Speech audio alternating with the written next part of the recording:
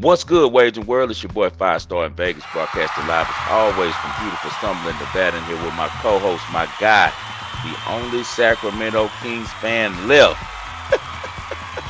What's good, Spread Astaire? How are you this morning, man? Tough weekend in Sac Town.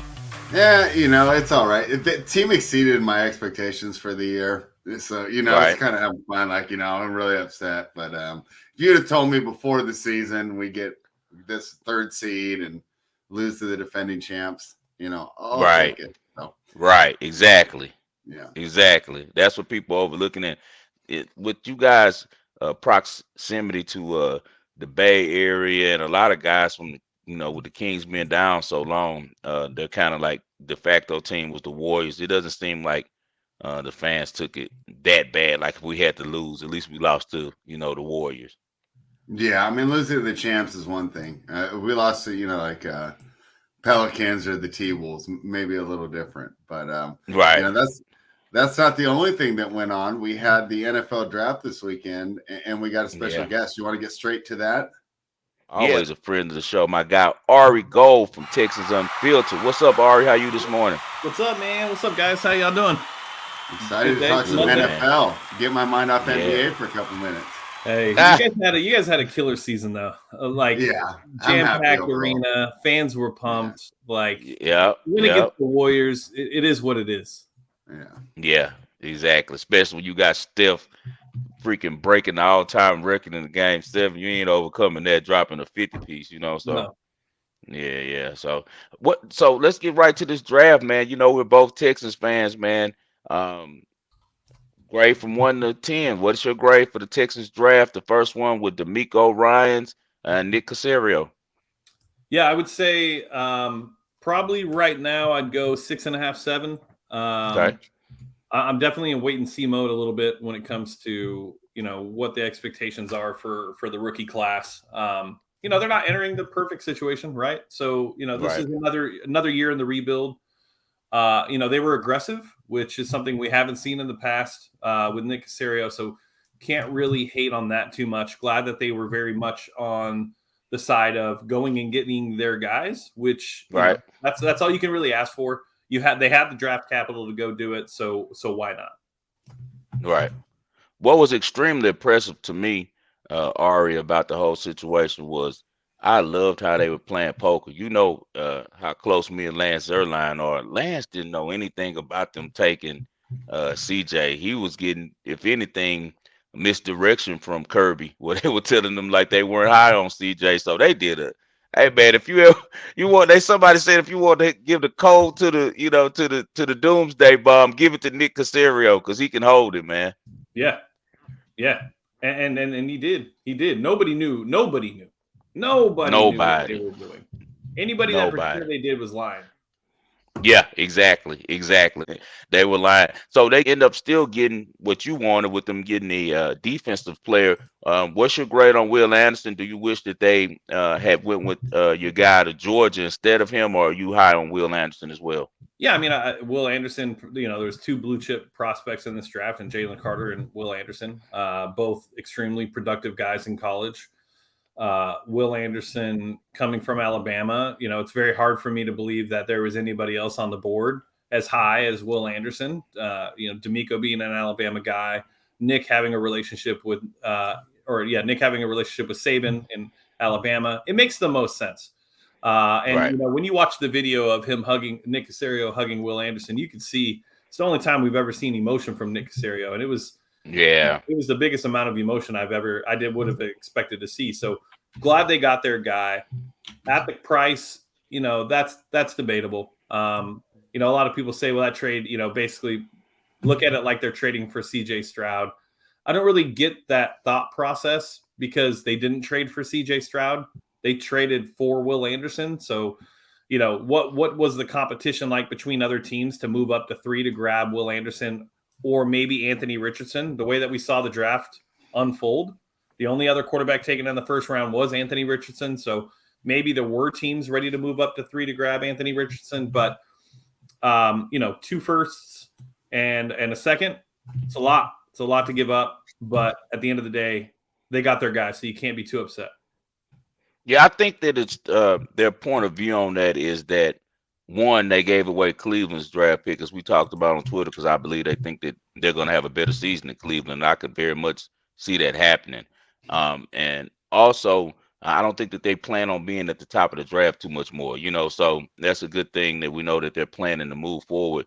Nick Casario really got on my good side with this draft, man. I saw a lot of things from him that was very encouraging for him to be the GM, and we're about to see if D'Amico can. He's done everything right so far. Leading up, we'll see how he handles game situations and Agreed. the approach then. But I was really impressed, and it's good that the city of Houston has something to look forward to. And what's also interesting, as you said, besides Bryce, CJ and Anthony Richardson went right back to back. So we got in the same division later on. And the 33rd pick was Will Levis. So now we got all three of these guys in the same division. So we're going to see who made the right choice over the next couple of years. Were you able to check out the Colts draft at all? Yep, they had a pretty successful draft. If I had to, based on what we know, obviously it's so hard to grade drafts, and you look Yeah, at the players and positions, and it looks like they had a great draft. Brent's he was number 3 cornerback on my board. I love him. I think yeah. he's going to be, and he's perfect for Gus Bradley and what he wants to do in Indy. Hmm. Anthony Richardson, though, going with Shane Steichen, who has a history of developing with Justin Herbert and Jalen Hurts. Now you're Yeah, adding a 6'4", 244 quarterback that is, Jalen Hurts on steroids. yeah. I mean, this guy he's going to be really good. And, the Texans are going to have to go against him now twice a year. And it'll be interesting to see. I can't root against him. That's the part that sucks for me. I hate the Colts, but one, how can anybody hate on a 20-year-old and not Right. be successful? That's weird behavior from grown men to act like a 20-year-old should fail. But he's in the right system. He's got the right coach. It's going to be intriguing because if CJ, for some reason, who's going to be the better quarterback out of this draft class, right? Mm.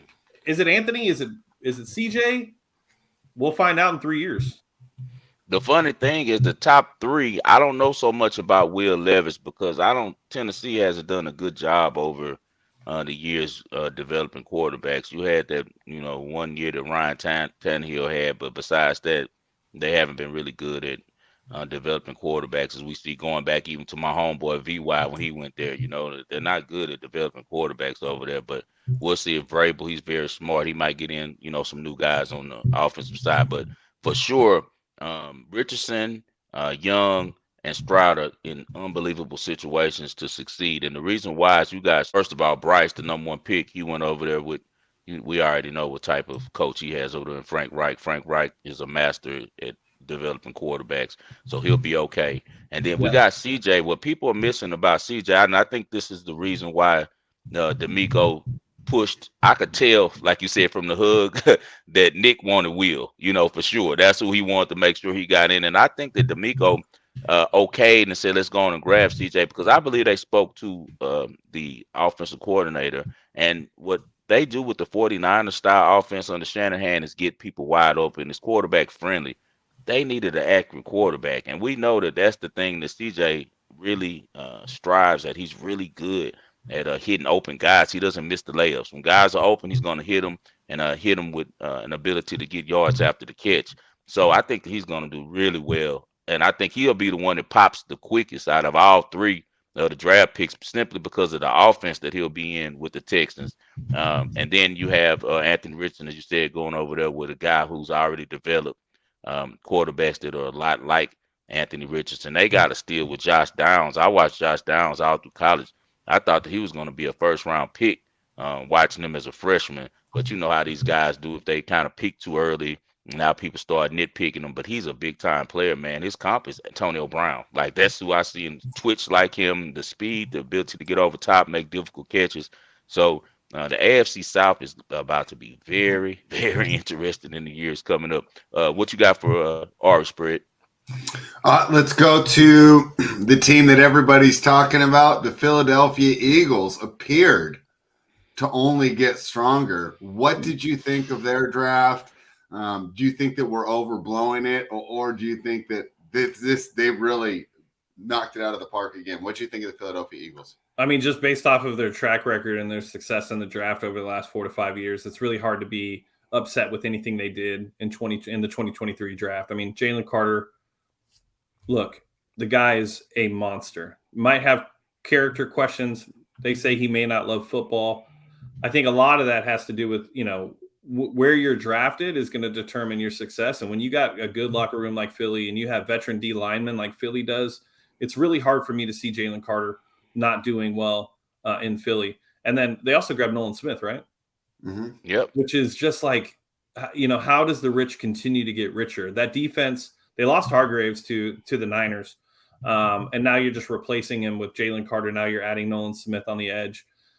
That team is just built to continue to dominate. And you have to hope that Jalen Hurts continues to ascend at the level that he has. With Steichen gone, what does that look like? When Dabble left Buffalo and went to New York, we saw a drop in production from Josh Allen.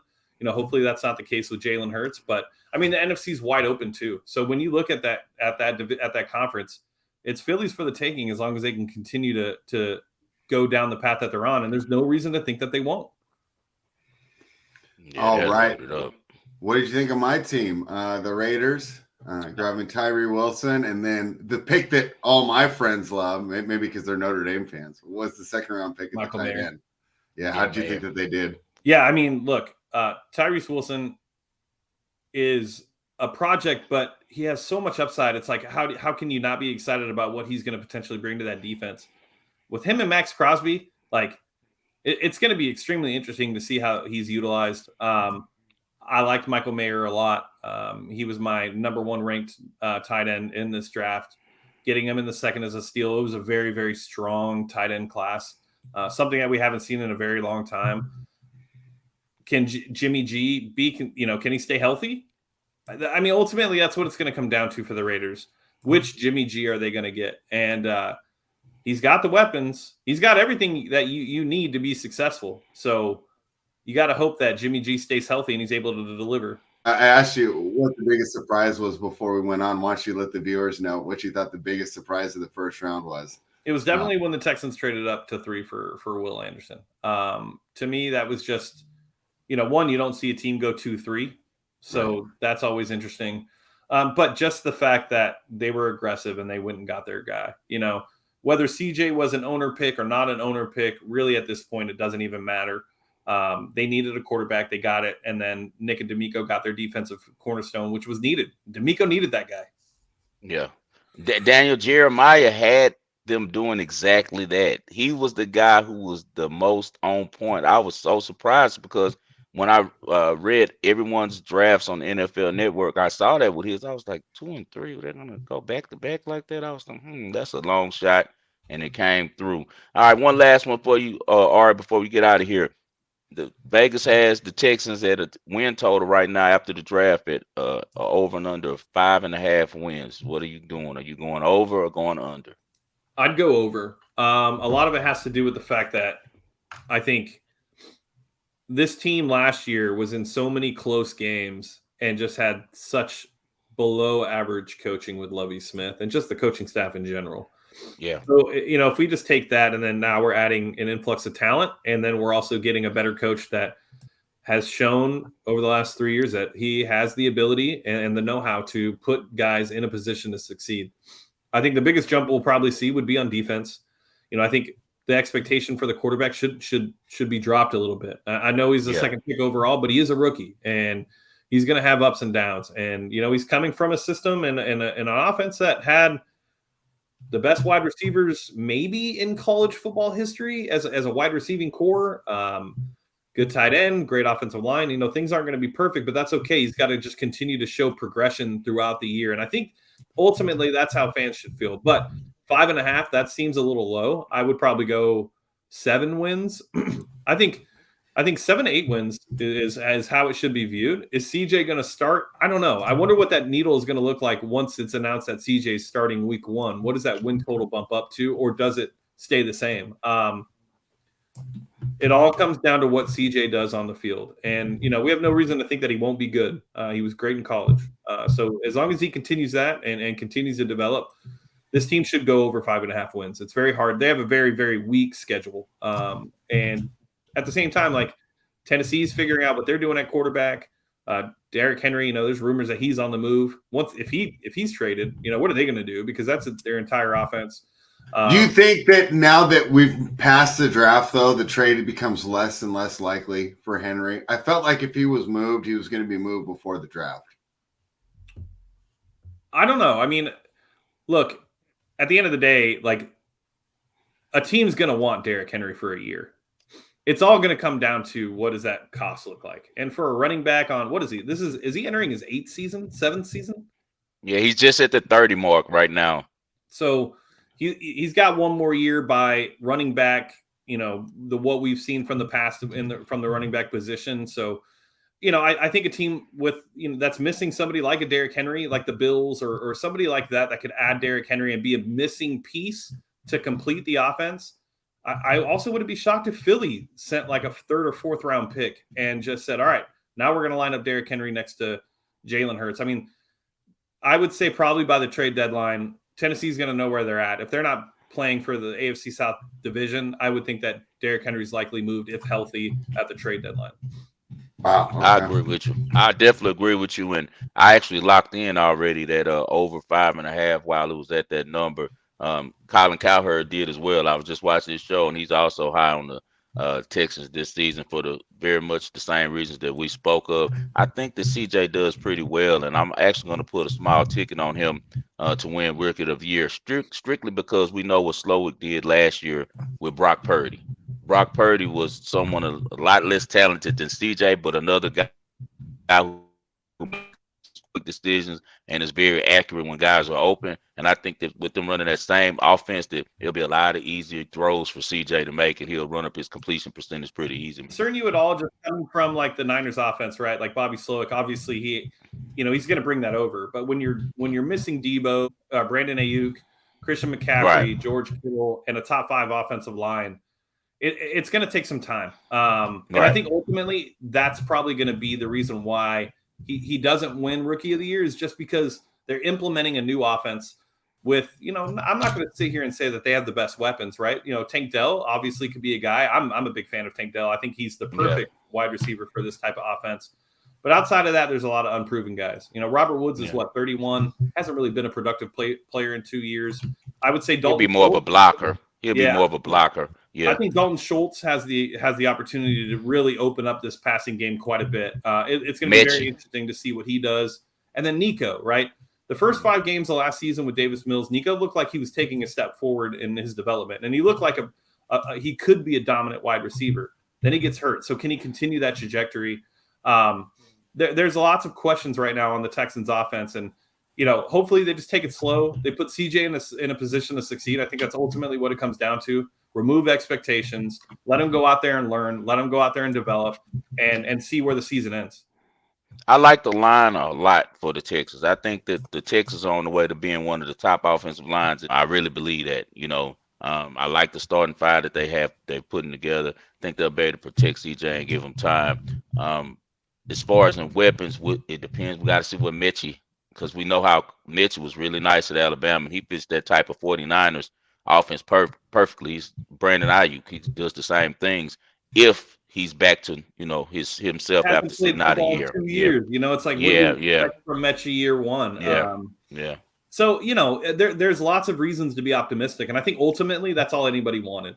Everybody wanted to feel like there was a reason to be optimistic about this team, and I think Nick and D'Amico did a really good job of giving the entire fan base enough of a reason to be optimistic. Now let's go out and execute. And look, the win totals from a Vegas perspective matter, but I think to the fans, really what you want to see is just progression. You want to see good coaching, sound players making sound plays, getting better. Tackling was the biggest issue last year. Can that be better? So Jalen Petrie taking the next step. Derek Stingley lined up in press man because he played only zone match scheme in the Tampa 2. So there's so many reasons to be optimistic.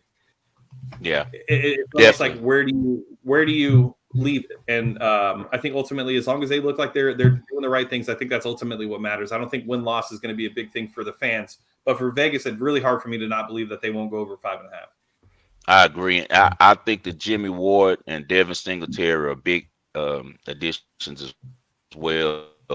Singletary in the passing game is going to help a lot because we know how the 49ers offense loves to use those backs out the backfield. And he's not as good as, of course, McCaffrey, but he's also a pretty good running back to have coming out your backfield on those Yep, wheel routes and on those angle routes and stuff like that. So I think he'll be good. Jimmy Ward is a really good player that people are looking over, man. All right, we sure I agree. appreciate you coming in, man. We for sure talk to Anytime. you very soon, man. We'll talk to you right before the season and see about what you're hearing out of Houston about the Texans and the camp. We really appreciate you coming on and enjoy your day, man. Appreciate you guys. I'll talk to y'all soon. Have a great day. Talk to you All right. soon. Yep. Peace, brother. My boy Ari Gold, Texas Unfiltered, man. He's always a great guest to come on and talk some draft with. All right, man. Let's kick off the show. Let's get to the pads. On Friday night, NBA was happy because they got what they wanted, right? They don't want to watch Dylan Brooks for another round. LeBron James and the Los Angeles Lakers absolutely smoked the Memphis Grizzlies. It's one thing to lose. You talk all that smack and then you lose. It's a tough scene there in Memphis. Yeah. That's all I got to say. I mean, that might have cost Dylan Brooks his contract right there because I just heard the GM saying some things about a lot of our problems were self-inflicted by us talking a little bit too much. And you know who he was talking yeah, and you about. can't get rid of Ja. You know who he was talking about. Too, but you can't Yeah, get but rid of that's him. not who he's talking about. He backs it up. That's not who he's talking about. So we already know what it is. I'm looking around the league after I saw that. I was like, oh, Dylan Brooks is screwed because my thought was anyway, only place that he could really sign back that fit him was Memphis. They're the only people who really have a spot for him. So now I'm looking around the league like, who? They're trying to throw him on my Rockets. We don't want him. Don't try to send him to Houston, man. He's not out. It's nothing he does. He's not good enough defensively or good enough as far as in being a player that Here's the is thing. I actually scrappy. think he's good enough defensively, but in the new NBA, if you're that much of a hole on offense, it just doesn't fly. He can't shoot. He better go to the gym this so, summer and get his jumper back because he used to be in college. He was a scorer. He was a really good scorer at Oregon. Somewhere in all this meatheadness, he's lost his ability to score the ball. And we saw the same thing with Draymond. Remember, Draymond was a really good offensive player at Michigan State. 37% from behind the arc in 2015. Yeah.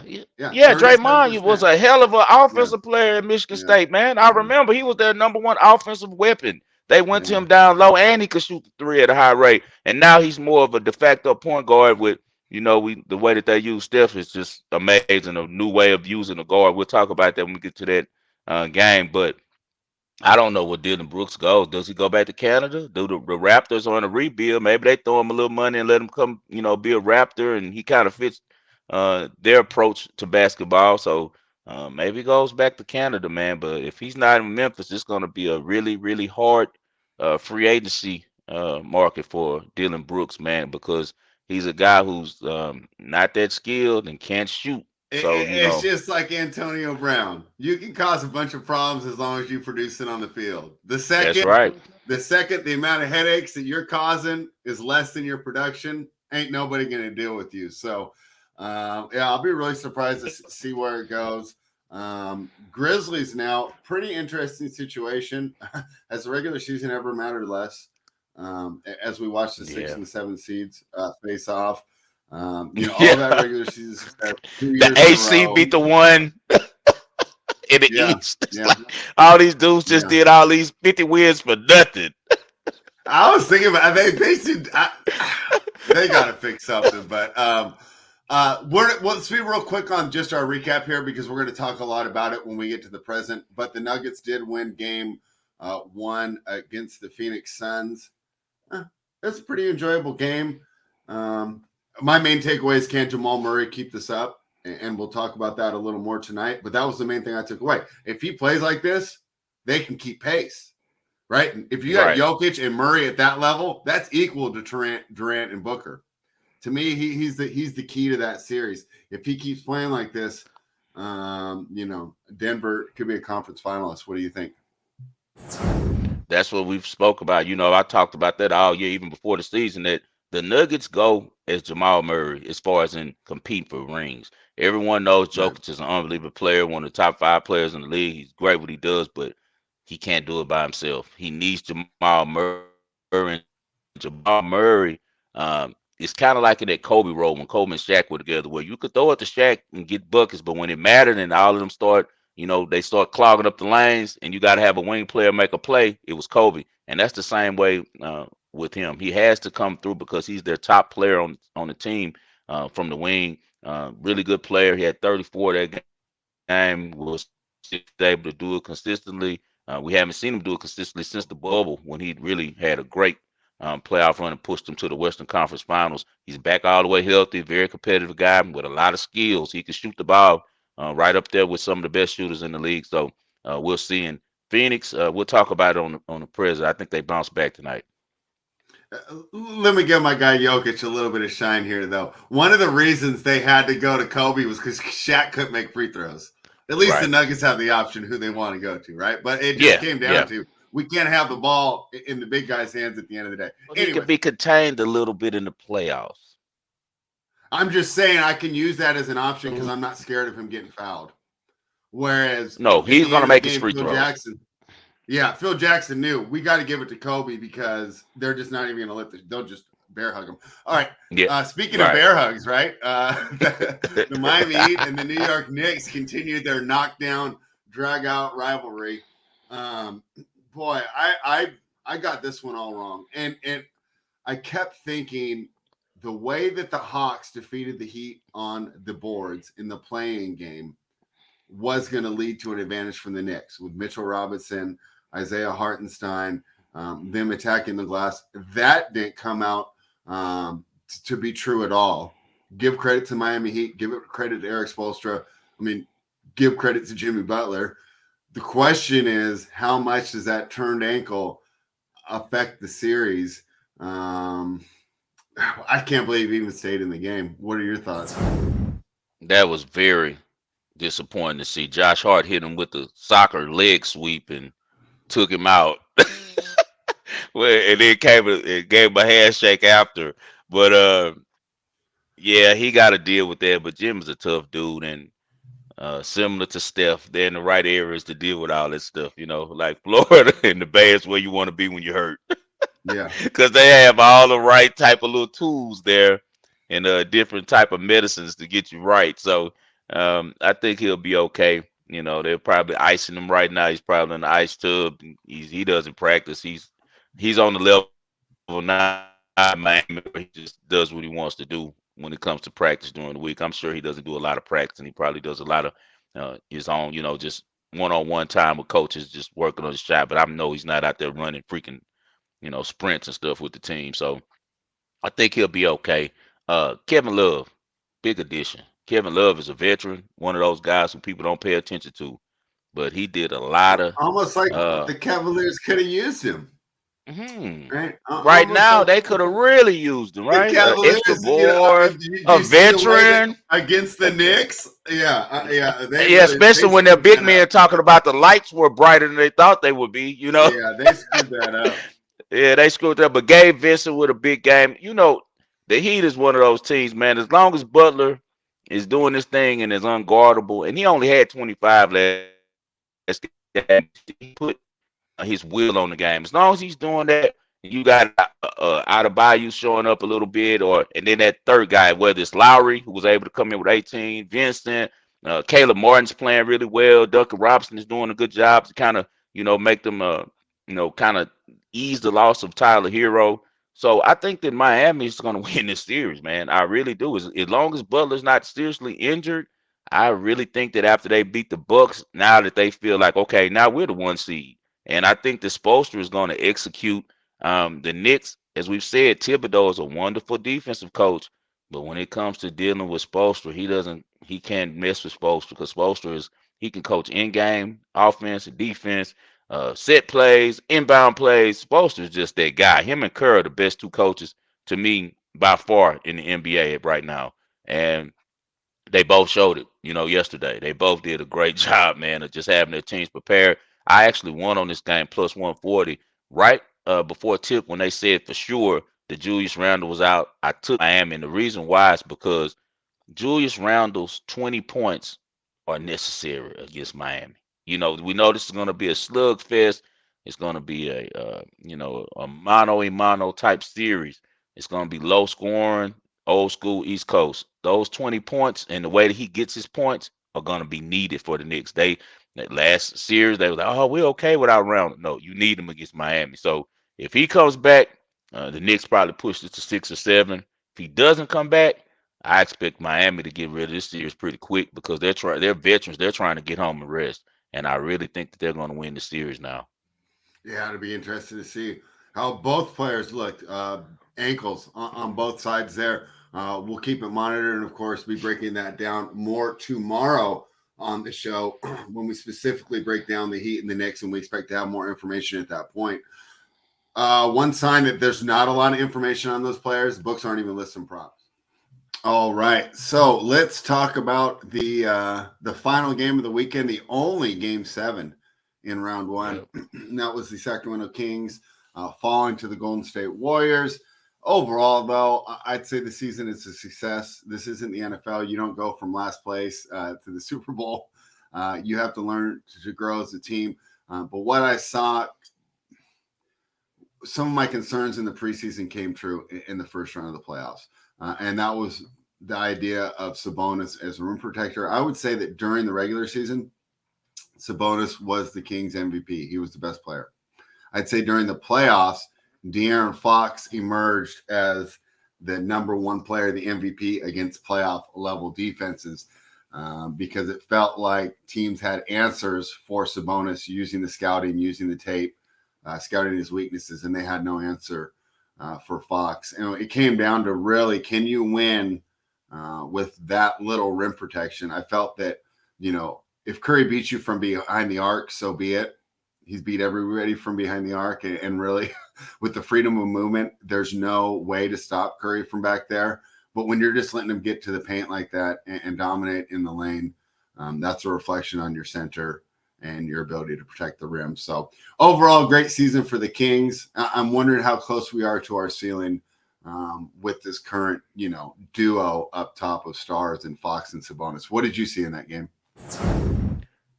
You guys have a bright future as long as you guys are able to add a Brawley center. You guys need someone like Allen from Cleveland over there. You need someone who could protect the rim. I remember earlier in the season, you remember that game, I spoke to you about it, and I never forgot it. The Kings were playing the Grizzlies. It was a big game, and the Kings had got off to a good start. The Grizzlies were off to a good start in the regular season, and it was a big game. And I believe the game was in Sacramento. I was on the Kings, and I remember Steven Adams was having his way with Sabonis. And remember, I told you, I was like, you guys are going to have problems in the playoffs because Sabonis can't stop anyone at the rim defensively. He's a power forward on offense. On defense, he's a small Yep. forward. He That's just he can't hold anybody. You go ahead. well, here actually, I think he's a center on offense, but a power forward on defense, and I think that's the issue.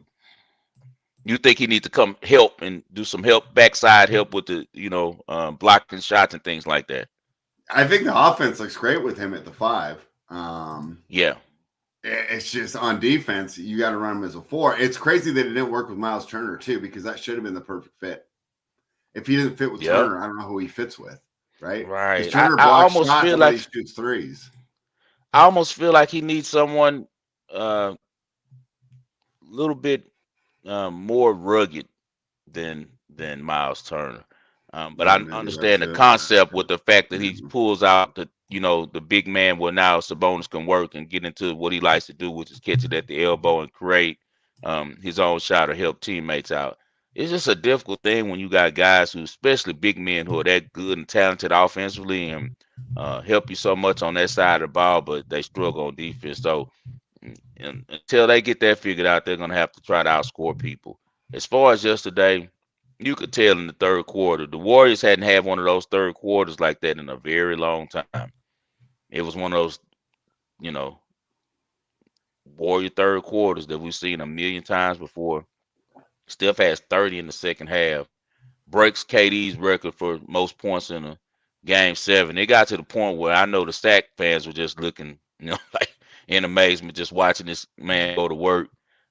He was plus 58 when he was on the floor for the Warriors, and the Warriors were minus 43 with him off. A lot of people are saying that the Warriors are going to beat the Lakers and it's going to be easy. I don't know so much because unlike the Warriors, the Lakers have several players that they can go to. It isn't all about LeBron. LeBron is just a piece now. He's one of their best pieces, but he's not the guy anymore. Whereas in Steph at 35 with the Warriors, you saw yesterday during the telecast, Steve Kerr was just said, "Hey, I'm going to call some extra time out." 'Cause they couldn't afford to take him out the game. Like, get you some rest, take a break, like pace yourself because without Curry in the game, they're just not a good team, man. They're not a good team without Steph. And in the past, they've been able to still be a good team with Steph off the court. And they used to, run up the score on you when they put in their backups with Barbosa and those guys like that back in the game. But now, man, they're just not a deep team and they're very current reliant, especially with the way Clay's up and down now. Clay's not the same guy that can consistently every night give you 30-point performances. So, just what I take from the game is we knew that the Kings are babies. They played over the head a great season. Now, how do they respond? Do they go back, to their old ways and just, well, this was a good year, we quit? Or do they use this as motivation to get better? I believe as long as Fox is the leader there and Mike Brown's the coach, that those two guys are going to push for them to stay top 4 teams in the West annually. Now, how do you prepare for the postseason to get better? What moves do you make? Who do you add to make the team better? One gripe I did have with Mike Brown was taking Davion Mitchell's minutes. I know what's that kid's name that he was playing a lot for? Davis. I know that Terrence Davis. Davis, he's not even a Yeah, kid anymore. I agree with yeah, you. It's tough to criticize these guys because we just gloss over when they do something right. But I agreed with you there. I felt that was a mistake and that he fell into Steve Kerr's trap of trying to match offense for offense rather than use things that have been successful all season. Because I had been down on the Mitchell pick, right? I was huge on Şengün, right? I said we yeah, could have got Sabonis without even trading for him if we just would have drafted, because I yeah, think yeah. Şengün's Sengun. going to end up being like that. I think Yeah, if he he stays is. with Houston, you might be having the same conversation that we do. Hey, And the Şengün's so same awesome problem. on offense, but he can't stop anyone. Nobody He's on a four, defense. he's a four Yeah, on defense yeah, and a 5 on yeah, offense. yeah. And then I'm saying, boy, this Davion really turned out to be a great pick. Maybe I underestimated him. Maybe it's just taking some time for him to get used to the NBA, and then they went away with what was working. So He was making stuff work because yeah, Davion Mitchell, what he's known for, and when he played college, was being the best on-ball defender we've seen in college. Some say the best ever. He's that type of defensive presence, and he was really making Steph work because he was running with him. He's one of the few guys that had the cardio to stay with him. And when they switched and went to Terrence Davis for the offense, I know Davis gave you guys some extra little 3-pointers in the first half, and it was looking good. But as the game wore on, his shots stopped falling, and Steph started having his way with him. So that was the one mistake that he made. Looking forward for the Warriors. This is right where they want to be. We got the Warriors versus the Lakers. Draymond has been pumping it up on his podcast for 3 weeks about getting a chance to play against his best friend LeBron. So, so we'll see how this series turns out. I really like the Lakers because everybody thinks the Warriors is going to run through them, but I think the Lakers are going to get a Warriors all that they want. AD has shown with the Pelicans that the Warriors cannot stop him. all right. Let's move into tonight. Interesting matchups here. First one is the Boston Celtics versus the Philadelphia 76ers. Joel Embiid's out, right? Confirmed. Yeah, he's Or is he going to confirmed get now. out there? They're saying he's out. I don't see It's him a, on the props what list. Let me he's double still check. doubtful. There's Yeah, I listing him see as doubtful. doubtful. I don't see him listed on the props though. So Yeah, I'm capping this game as if he's out. I still think 10 points is a lot to lay. Is really how good do you think the Sixers can be without Joel Embiid. It becomes the James Harden show all over again. But Harden's shown that he can carry an offense. But it's not Yep. 2018. It's 2023. What do you think? It all depends about the others. As you know, James Harden is going to create situations where guys are going to get open shots. So if the Sixers are hitting from the 3-point range with guys like Harris and Milton and Maxey, if those guys are hitting their shots, PJ Tucker can put in a couple of corner threes, they'll be in this game to the very end. If they're not shooting well, they're going to get blew out because we know that without Embiid, it's no easy baskets now. The Celtics play great defense. Embiid was that one factor that made it where I would have took the Sixers actually to win the series if he wasn't hurt, because I really felt like this was going to be the season that he wasn't going to be denied. But once again, his body is stopping the things that he wants to do with his mind. So we'll see if Embiid can get back to himself. But this is why they brought James Harden in. He did it for a lot of years in Houston, and as we see from the movement. Um, with the line, it's went down to 9.5. So obviously, it's some money that's coming in on the Sixers, and we've seen this before. We always talk about addition by subtraction. At least for just one game, you would think that these guys would be able to, man up and kind of do what they need to do with Embiid out. Um, his replacement isn't a bad player. He's a pretty good player. Uh, he's a guy that he's been in the league a while. He finishes really well at the rim. He rebounds. So the Sixers plus 9.5. I gotta take a peek at that, man. Maybe plus 10. At 10 is my cutoff number. If you can get to 10, I'll take the Sixers. But at 9, I'll probably stay away from it. All right. And the second game for tonight is the Phoenix Suns versus the Denver Nuggets. Denver won game 125 to 107. Close first half.